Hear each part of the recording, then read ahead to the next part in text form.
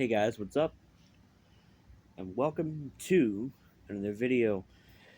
Today, I'm actually stealing this idea from. I'm sorry, I don't know what the hell's going on with my hair. I just woke up.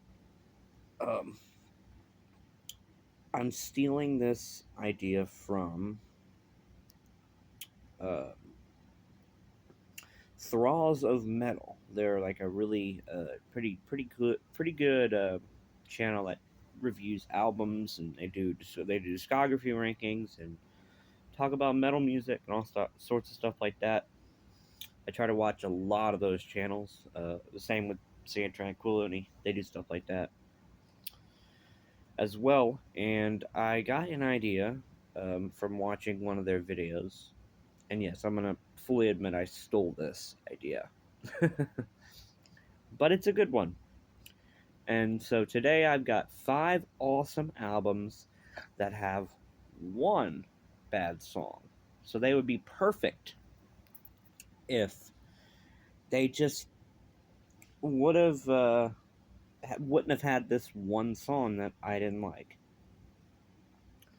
So I got 5 albums to talk about, starting with number 5, and that is going to be Deep Purple's Fireball, which was released in '71. I believe Richie Blackmore has said in interviews that he is not big on this album. He thinks that that everything was rushed on it. Those songs are a bit weaker, in his opinion. But I love this album. It's one of my favorite albums from the 1970s. It's a very hard rock album. I would almost call it metal. Um, at least metal for 1970 for the 70s.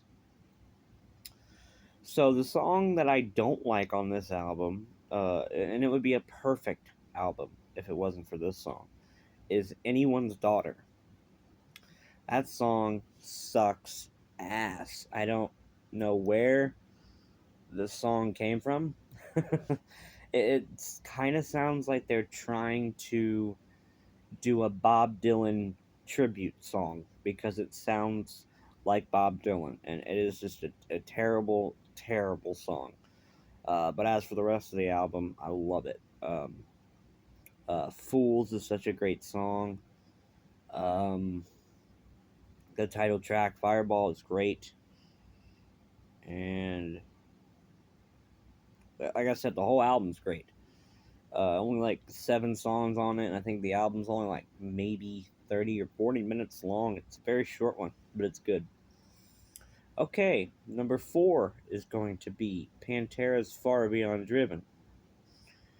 I have never liked that song, Good Friends and a Bottle of Pills. I don't know what they were going for. It just kind of sounds like most of it is spoken word. Uh, yeah, I just don't like this song for some reason, and I think that I'm not in the minority there. There's a lot of people that don't like that song. Um, but the rest of the album is it's a fucking massive headbanger. It's got Strength Beyond Strength, Becoming, Use My Third Arm, their cover of Planet Caravan. So many great songs on this album. Shedding Skin, I think Use My Third Arm is on this album. Um, yeah, great album. Would be absolutely amazing if it wasn't for Good Friends and a Bottle of Pills. Okay, number 3, we got Judas Priest's British Steel, which was released in 1980. Love the album. Absolutely love this album. If it wasn't for the song United, United, I'm not going to sing any more of that because, for one, it's a terrible fucking song. I don't know what they were going for in this song. The rest of this album is like almost 100% heavy metal. And then we get this one song that is a pile of shit. I cannot stand United. Terrible, horrible song. Um, yeah, just don't like this song. I love everything else on the album. I mean, this is the album with Breaking the Law, The Rage, um, What was? I'm trying to think. Is Metal Militia? Is that a song in there? I can't remember. It's been a while since I heard the album, but I know that I don't like that song, United. All right, down to number two. My number two is going to be Bullet for My. We're gonna go a little bit more modern. And talk about Bullet for My Valentine's, The Poison, 2006. I'm a big fan of Bullet, one of my favorite bands of the last 20 years.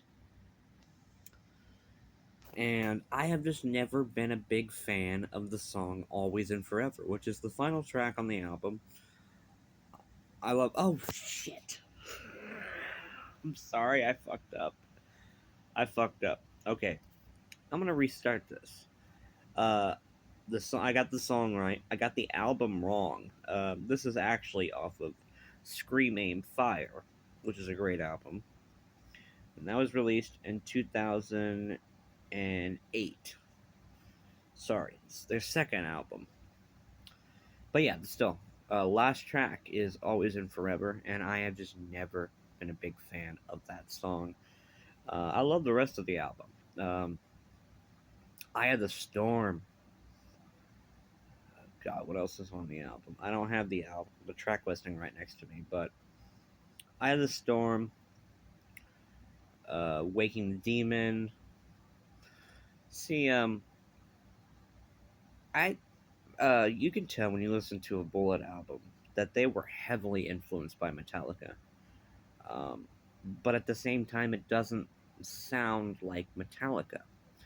I don't really know how to explain that. But yeah, just a great album. Love this album. Just I don't like the song "Always and Forever" or "Forever and Always." But yeah, that's gonna be number two. Now number one. I hope I don't get hate for this one. But I was going to look for albums that I just didn't like every song on, or I just didn't like one song on. And in doing that, I stumbled on one of my favorite bands, Dream Theater, and Images and Words, which was released in '91. I think it was '91. I absolutely love Dream Theater. I'm a big Dream Theater fan. And I'm a big fan of Images and Words. And I like every single song on the album, except for Wait for Sleep. I don't know why. I don't know why it is I don't like that song. Um, but I just don't. I've never been big on it. I usually skip it. My favorite song on the album is Metropolis Part 1, The Miracle and the Sleeper. Oh my god, the section of that song where it's got the amazing instrumental parts, I absolutely die for when I listen. I just like, oh, this is the best band ever when I hear the last half of even the whole song of Miracle and the Sleeper, Metropolis Part 1. But yeah, just not never been big on Wait for Sleep. I don't know what it is about it, but I just don't like that song. But yeah, that's gonna be it for today, you guys. I wanted to know a new topic to do for today. So yeah, thank you guys so much for watching. Rock on, and I'll see you on the next video. Bye bye.